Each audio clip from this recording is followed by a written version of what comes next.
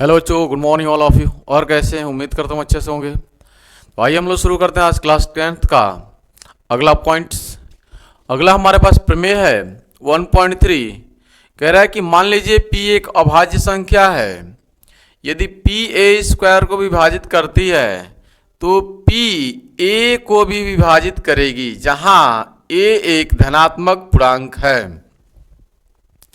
आप देखिए, कह रहा है कि p एक अभाज्य संख्या है और यदि p a स्क्वायर को विभाजित करती है, p a स्क्वायर को ही विभाजित कर रही है, तो p a को भी विभाजित करेगी, जहां a एक धनात्मक पूर्णांक है। a क्या है? एक धनात्मक पूर्णांक है।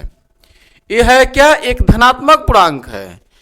यदि a एक धनात्मक पूर्णांक है तो a के अभाज्य गुणनखंड होंगे।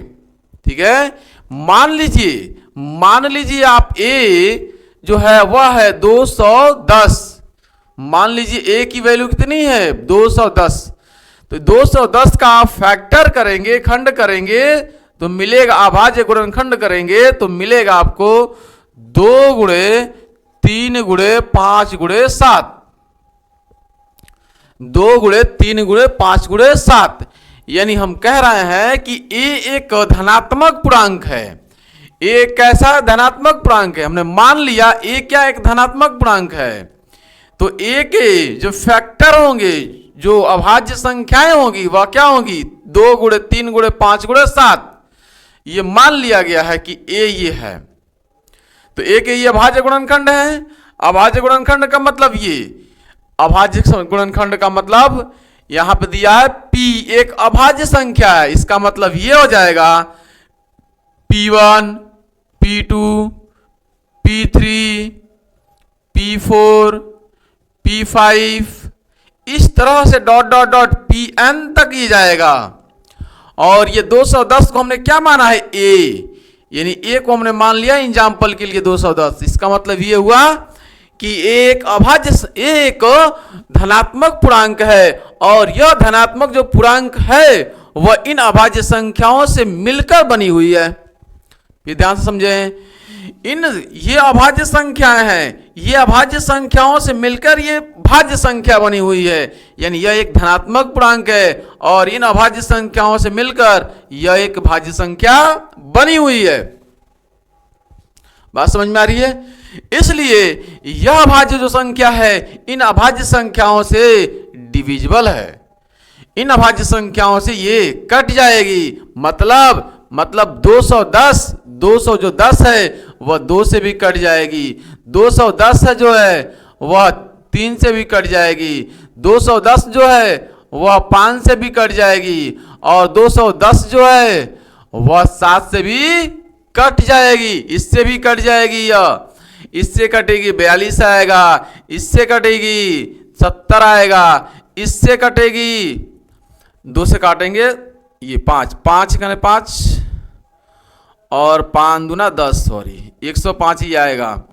इससे कटेगा तो 5 दूना 10, 21 दूना 42 और इससे कटेगा तो 7 त्रिके 21, 30 आएगा। मतलब ये जो संख्या है ये अपनी भाज्य संख्याओं से कट जाएगी, क्योंकि इन अभाज्य संख्याओं से, ये अभाज्य संख्याओं से ये कट जाएगी। यह एक धनात्मक पूर्णांक है और ये अभाज्य संख्याओं से कट जाएगी, क्योंकि इन्हीं अभाज्य संख्याओं से मिलकर ये बनी हुई है। इसलिए यह अभाज्य संख्याओं से ये कट जाएगी। ये भाज्य संख्या है यानी ये एक धनात्मक पूर्णांक है। मान लिया जाए एक धनात्मक पूर्णांक है, जिसको हमने a लिखा है, एक धनात्मक पूर्णांक है। वैसे ही a को हमने मान लिया 210 एक धनात्मक पूर्णांक है, तो ये इसके अभाज्य संख्याएं होंगी और ये अभाज्य संख्याओं से मिलकर ये बनी हुई है संख्या धनात्मक पूर्णांक। इसलिए इन अभाज्य संख्याओं से ये कट जाएगी टोटल। बात समझ में आ रही है? तो इस 210 को जगह पे हमने a मान लिया है और इसके अभाज्य संख्या मान लिया मैंने p1 p2 p3 p4 p5 dot dot dot pn तक हैं। इसी तरह से एक और भाज्य संख्या हम मान लें। बात समझ में आ रही है? इसी तरह से एक और मान लें, जैसे अगर 210 को हमने लिखा है और 210 में वापस से गुणा करें तो 200 इस 210 का भाज्य गुणनखंड होगा 2 गुणे 3 गुणे 5 गुणे 7, और फिर इस 210 का भाज्य गुणनखंड होगा 2 गुणे 3 गुणे 5 गुणे 7। बात समझ में आ रही है? 2 गुणे 3 गुणे 5 गुणे 7 यह भाज्य संख्याओं का गुणनखंड होगा। ठीक है, इस भाज्य संख्या का यह भाज्य संख्याओं के रूप में तोड़ दिया गया है, इस भाज्य संख्या को इस भाज्य संख्याओं के रूप में तोड़ दिया गया है।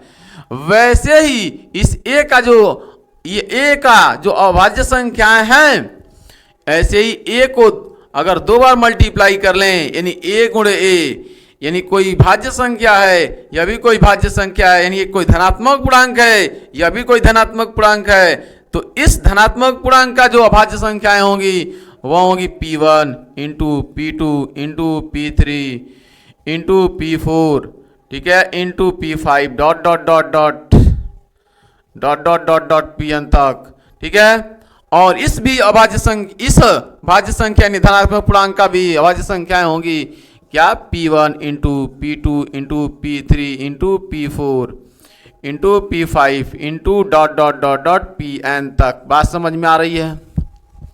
बात समझ में आ रही है? अगर a से a में गुणा करें तो a स्क्वायर, बात समझ में आ रही है? a स्क्वायर हम कहेंगे a स्क्वायर को अगर p से भाग करें तो कट जाएगा, अगर a में भी p से हम भाग करें तो कट जाएगा। अभी आपको हमने दिखाया है आपको 210 गुणे 210 का स्क्वायर कर लें तभी 2 से भाग करेंगे तो कट जाएगा। देख लिए 210 का स्क्वायर करें यानी 210 का स्क्वायर कर, ये अपने मन से हमने मान लिया एग्जाम्पल, इसी एग्जाम्पल की मदद से इसको हमने समझा रखा है आपको। देखिए 210 2 से भाग करेंगे कट जाएगा, 3 से भी भाग करेंगे कट जाएगा, 5 से भाग करेंगे कट जाएगा, 7 से भाग करेंगे कट जाएगा। क्या 210 का स्क्वायर भी 2 से भाग करने पर कट जाएगा, 3 से भाग करने पर कट जाएगा, 5 से भाग करने पर कटेगा, 7 से भाग करने पर कटेगा, 2 से भाग करने पर कट जाएगा, बिल्कुल कट जाएगा। ऐसे इसका मतलब a कि ये अभाज्य गुणनखंड अगर है तो a से ही p से भाग करेंगे a में कट जाएगा, P2 से भाग करेंगे कट जाएगा, P3 से भाग करेंगे कट जाएगा, P4 से भाग करेंगे कट जाएगा, P5 से भाग करेंगे कट जाएगा। यहां देखिए a से अगर a स्क्वायर में गुणा कर दें तो इसके अभाज्य गुणनखंड ये है, इसके एक और a, इसी को a से a में गुणा कर दिए तो इन्हीं अभाज्य संख्याओं को एक बार और अभाज्य संख्याओं से गुणा हो जाएगा। तो इस तरह से a से a में गुणा करेंगे a स्क्वायर, अगर a स्क्वायर में p से भाग करेंगे तो भी कट जाएगा, P2 से भाग करेंगे तो भी कट जाएगा, क्योंकि इसी के ये अभाज्य गुणनखंड है। बात समझ में आ रही है? क्योंकि इसी के ये अभाज्य गुणनखंड है। यही हमारा प्रमेय कह रहा था कि मान लीजिए p एक अभाज्य संख्या है, ये एक अभाज्य संख्या है, यदि p a स्क्वायर को विभाजित करती है, यदि यह p a स्क्वायर को विभाजित करती है तो p a को भी विभाजित करेगा, तो जो p है वह a को भी विभाजित करेगा, काट देगा। जहाँ एक धनात्मक पूर्णांक है इसे मान लिया जाए धनात्मक पूर्णांक, इसे धनात्मक पूर्णांक मान लिया जाए तो a स्क्वायर में अगर हम p से भाग करेंगे तो कट जाएगा। ठीक है, तो a में p से भी भाग करेंगे तो भी कट जाएगा। बात समझ में आ रही है? कंफर्म है? जैसे एग्जांपल लिया है, a के जगह पे मान लिया 210, तो 210 में आप अगर 2 से भाग करेंगे तो भी कट जाएगा, 2 से भाग करेंगे 105 आएगा। यदि इस 210 का मतलब क्या, a में आप p से भाग कर रहे हैं, इसका मतलब क्या हुआ? इसका मतलब ये हमने दिया है कि a में आप p से भाग करेंगे को कट जाएगा। ठीक है, a में p से भाग करेंगे कट जाएगा। ऐसे ही a स्क्वायर में ये 210 गुणा 10 210 का अगर हम स्क्वायर कर लें और इसमें अगर हम 2 से भाग करें तो भी तो कट जाएगा, ये तो भी कटेगा। एक बार भाग करेंगे 210 का स्क्वायर का मतलब ये 210 है, 2 से भाग करेंगे तो कट गया है, तो 210 गुणे 210 2 से भाग करेंगे फिर भी कटेगा। भाग किया है, देखिए एक बार भाग किए हैं तो 105 आया है, एक बार भाग करेंगे तो 105 आएगा, और इसके साथ साथ 210 भी आएगा, इसके साथ साथ एक बार 210 भी आएगा। हमारी बात समझ में आ रही है? ऐसे ही ए स्क्वायर में पी से भाग करेंगे तो कट जाएगा, ए स्क्वायर में पी से भाग करेंगे तो ये कट जाएगा। अभी बात समझ में आ गई है कि नहीं?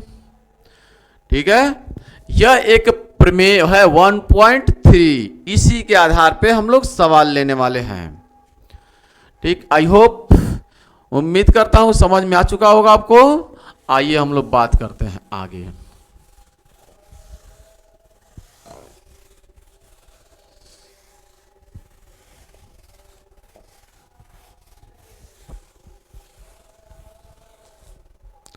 ठीक है, आगे हम लोग बात कर लेते हैं। अगला हम सवाल लेते हैं। ठीक है, एग्जाम्पल लेते हैं, एग्जाम्पल लेते हैं। ठीक है, सिद्ध कीजिए कि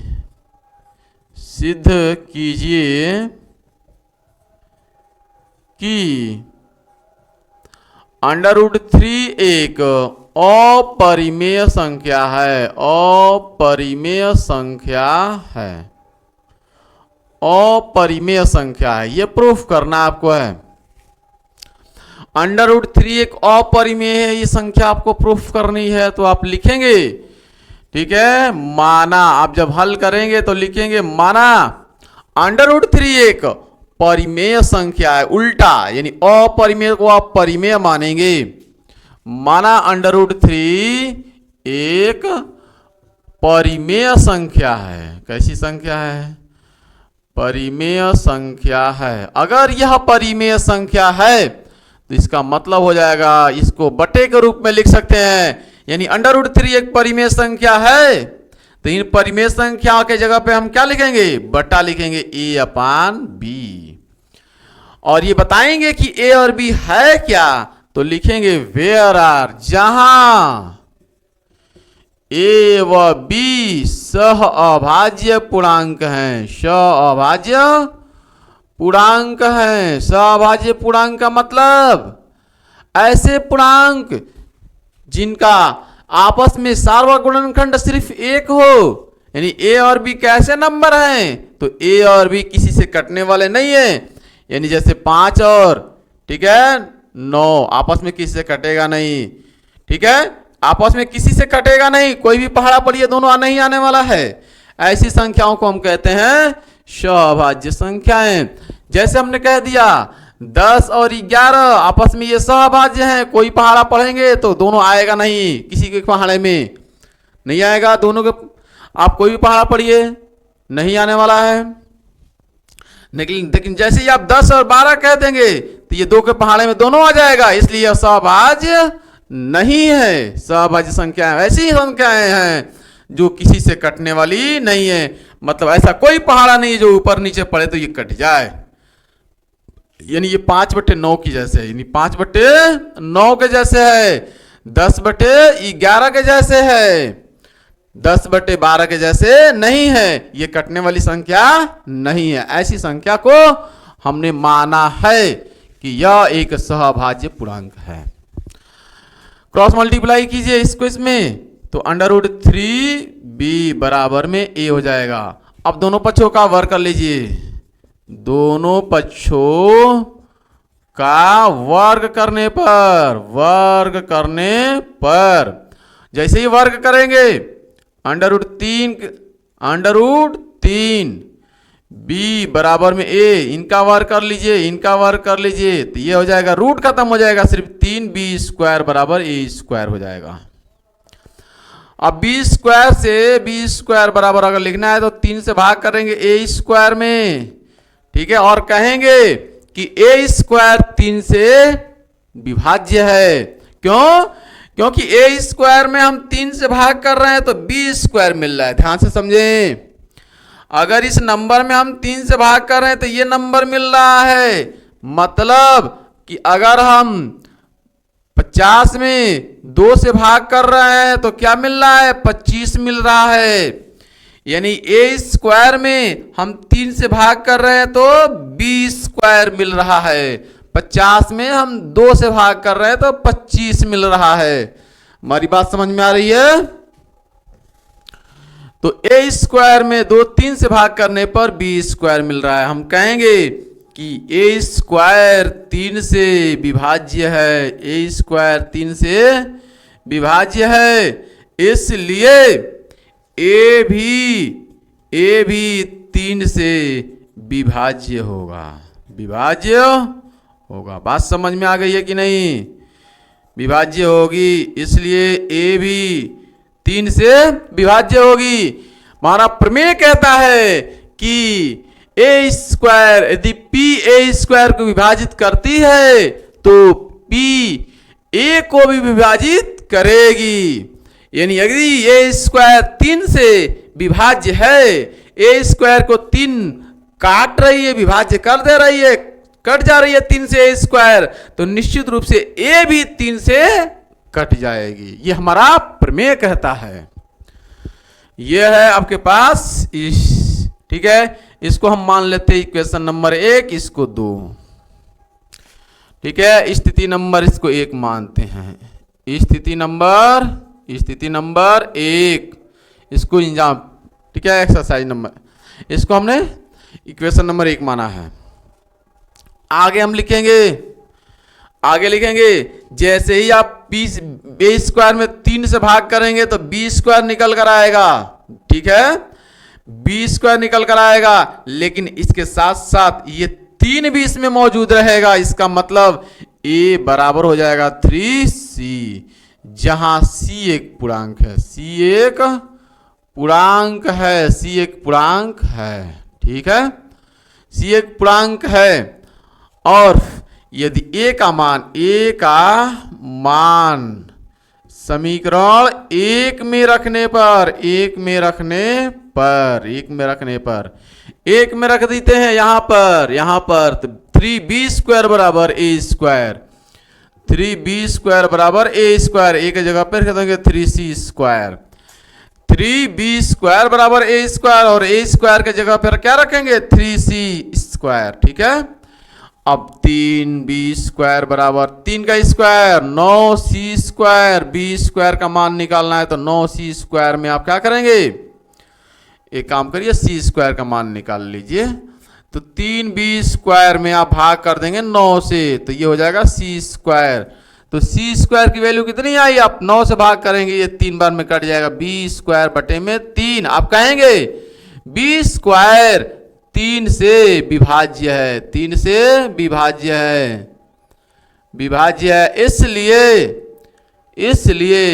b भी 3 से विभाज्य होगी, इसलिए b भी 3 से विभाज्य होगी। हमारी बात समझ में आ रही है? इसलिए b भी क्या होगा, 3 से कट जाएगा। बातें कंफर्म हो रही है ना? अभी हमने प्रमेय पढ़ाया है, आप प्रमेय को ध्यान में रखते हुए इस सवाल को सॉल्व करेंगे, ठीक है। एक बार और रिवीजन करके आप अगर, ठीक है, तो दिक्कत हो बीच में आपको, तो एक बार और प्रमेय को आप रिवीजन कीजिएगा, फिर इसको देखिएगा, ठीक है। तो आइए स्थिति नंबर, इसको कह लेते हैं 2, स्थिति नंबर 2। देखिए ध्यान से, स्थिति नंबर 1 कहता है कि a भी 3 से विभाज्य है, स्थिति नंबर 2 कहता है कि b भी 3 से विभाज्य है।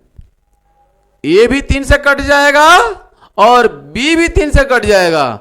देखिए a भी 3 से विभाज्य है और b भी 3 से विभाज्य है, इसका मतलब a और b दोनों ही के दोनों 3 से कटने वाली संख्या है।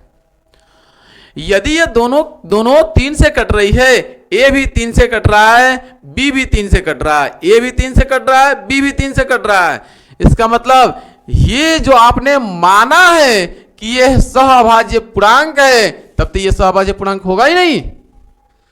क्यों? क्योंकि अभी हमने समझाया है कि भाई a और b सहअभाज्य अगर पूर्णांक है, इसका मतलब ये हुआ कि a और 2 किसी के पहाड़े में नहीं आते हैं, कटते ही नहीं है, किसी नंबर से कटेगा ही नहीं। जब ये किसी नंबर से कटेगा ही नहीं, ठीक है, तो सहअभाज्य पूर्णांक है। लेकिन यहां पे कह रहा है स्थिति नंबर 1, a भी 3 से विभाज्य है और b भी 3 से विभाज्य है, इसका मतलब a और b दोनों ही 3 से कट रहा है। इसका मतलब ये हुआ कि a और b दोनों 3 से कट रहा है, इसका मतलब ये हुआ a और b सहअभाज्य पूर्णांक नहीं है। इसका मतलब क्या हुआ, ए और बी सहभाज्य पूर्णांक नहीं है, तो आप कहेंगे ए और बी सहभाज्य पूर्णांक नहीं है। और यदि सहभाज्य पूर्णांक नहीं है तो इसके बराबरी में यह भी है, तो यह भी परिमेय संख्या नहीं होगा। जब ये परिमेय संख्या नहीं होगा तो ये क्या कहेंगे, ये एक अपरिमेय संख्या होगा। बात समझ में आई है? यदि ये दोनों कट रहा है 2 3 से, यदि दोनों ए भी कट रहा है 3 से, बी भी कट रहा है 3 से, इसका मतलब ये हुआ कि ये ए और बी सहभाज्य पूर्णांक नहीं है। तो आप लिखेंगे,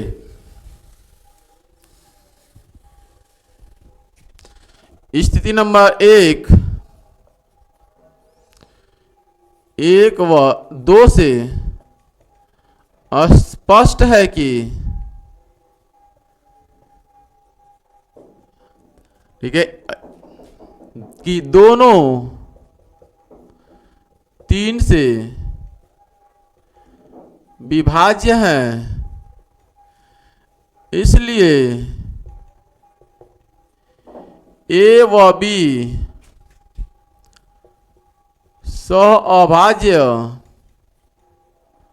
सहभाज्य पूर्णांक नहीं है, सहभाज्य पूर्णांक नहीं है, इसलिए √3 भी सहभाज्य पूर्णांक ही नहीं है। जब ये नहीं है, ये बात गलत है, तो ये भी बात गलत होगी, क्योंकि ये इसके बराबरी में है। ठीक है, इसलिए √3 भी एक परिमेय संख्या नहीं है, इसलिए √3 भी एक परिमेय संख्या नहीं है।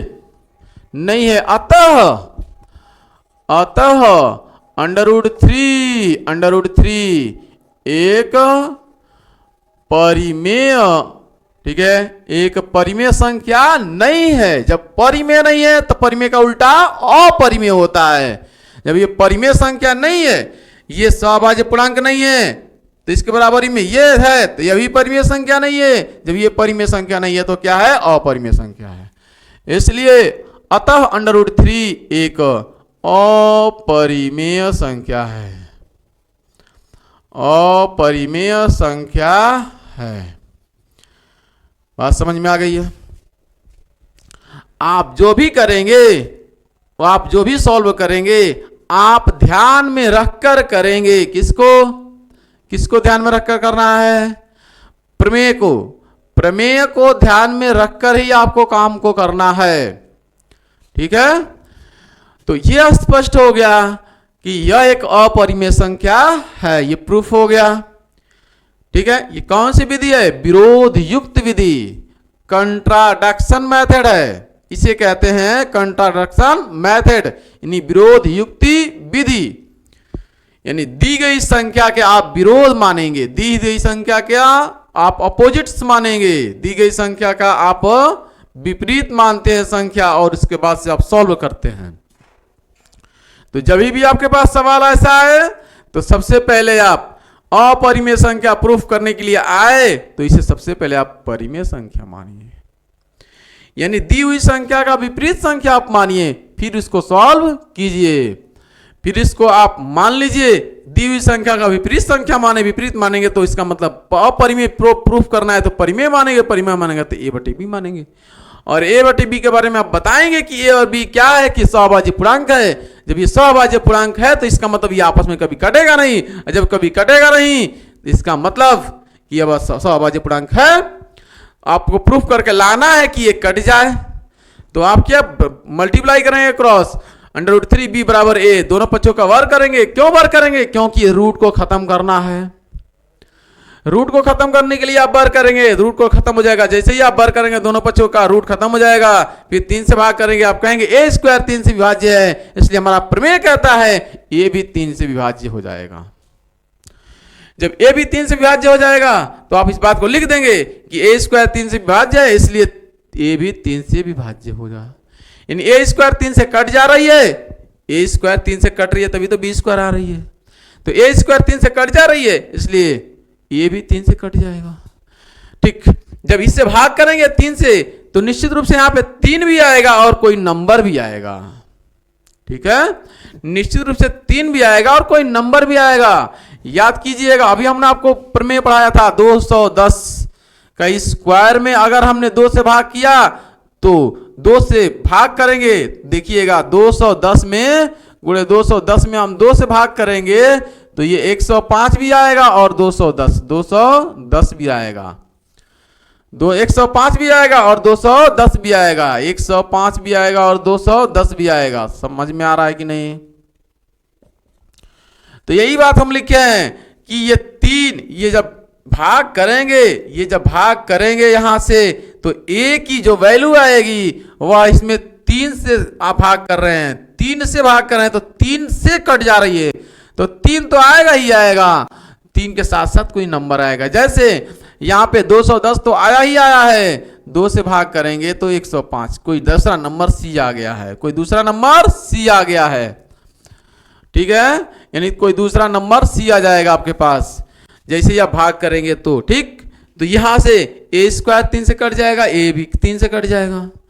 ऐसे यहाँ पे ये a बराबर 3c, इसको उठाकर समीकरण नंबर 1 में रखेंगे। ठीक है, a का मान समीकरण नंबर 1 में रखेंगे यहां पर, तो यहां पर रखेंगे 3b स्क्वायर बराबर a के जगह पे आप रखेंगे 3c स्क्वायर, a स्क्वायर तो स्क्वायर कर देंगे, 3 3 का 9c स्क्वायर, 9 से आप भाग करेंगे 3b स्क्वायर में तो 3 3 का 9 b स्क्वायर बटे 3 आ जाएगा। आप कहेंगे b स्क्वायर 3 से विभाज्य है इसलिए b भी 3 से विभाज्य होगी, यानी दोनों अब संख्या है। ध्यान से देखिए, स्थिति नंबर 1 और 2 कहेंगे कि a भी 3 से कट रही है, b भी 3 से कट रही है, दोनों ही 3 से कट रही है, इसका मतलब सहभाज्य पूर्णांक नहीं है। जब सहभाज्य पूर्णांक नहीं है तो इसका मतलब यह एक परिमेय संख्या भी नहीं है, क्योंकि सहभाज्य जब पूर्णांक नहीं होगा, दोनों 3 से कटेंगे तो सहभाज्य पूर्णांक नहीं होगा, सहभाज्य पूर्णांक नहीं होगा तो ये परिमेय संख्या भी नहीं होगी, क्योंकि ये इसके बराबरी में है, इसके बराबरी में है, इसलिए परिमेय संख्या भी नहीं होगी। जब ये परिमेय संख्या नहीं होगी तो इसे मान लेंगे कि ये अपरिमेय संख्या है, तब इसे आप कह देंगे कि यह एक अपरिमेय संख्या, ये परिमेय संख्या नहीं है। इस तरह से आप नंबरों को प्रूफ कर लेंगे। इसके आधार पर जितने भी, मान लीजिए √5 आपको प्रूफ करना है, जो भी परिमेय संख्या है, √7 प्रूफ करना है, √11 प्रूफ करना है, √17 प्रूफ करना है, √19 प्रूफ करना है, सबको आप इसी तरीके से प्रूफ करेंगे, सबको आप इसी तरह से प्रूफ करेंगे। जितनी भी अभाज्य संख्याएं हैं, जितनी भी अभाज्य संख्या है कर्ण के अंदर, जितनी भी अभाज्य संख्या है कर्ण के अंदर, इन सबको प्रूफ करने के लिए आप इसी विधि का इस्तेमाल करेंगे। हमारी बात समझ में आ रही है? आप जितनी भी संख्या है, ठीक है, अभाज्य संख्या है रूट के अंदर, उनको प्रूफ करने के लिए आप, ठीक है, इसी विधि का इस्तेमाल करने वाले हैं। ठीक, √2 भी रहे, √3 रहे, 2 भी रहे, कोई दिक्कत नहीं, √2 भी ये क्या है, अभाज्य संख्या है। तो जितनी भी अभाज्य संख्याएं हैं, जितनी भी अभाज्य संख्याएं, इनको प्रूफ करने के लिए आप इसी विधि का इस्तेमाल करेंगे। Got it? कोई दिक्कत नहीं आएगी। यदि किसी प्रकार का आपको कोई दिक्कत आती है तो आप कमेंट सेक्शन में कमेंट करके जरूर बताएं। चैनल पर नए हो तो चैनल को सब्सक्राइब कर लें, बेल आइकन को प्रेस कर लें ताकि नोटिफिकेशन आपको आता रहे, और अपने दोस्तों में जरूर शेयर करें ताकि इस वीडियो का लाभ सभी लोग ले सकें। ठीक है, ये फ्री ऑफ कॉस्ट चल रहा है। ठीक है, हाई स्कूल का मैथ्स चल रहा है, अभी साइंस चालू हो जाएगा आपके पास। ठीक है, धीरे धीरे सारे क्लासेस चालू हम कर देंगे। बात समझ में आ रही है? फिजिक्स का भी चल रहा है 12 का, और हाई स्कूल का मैथ चल रहा है इस समय, तो दोनों क्लासेस चल रही हैं। आप ध्यान से इसको पढ़ें और कंप्लीट हम कोर्स आपको कराएंगे, याद रखें। बात समझ में आ रही है? तो thanks for watching this video. जय हिंद, जय भारत।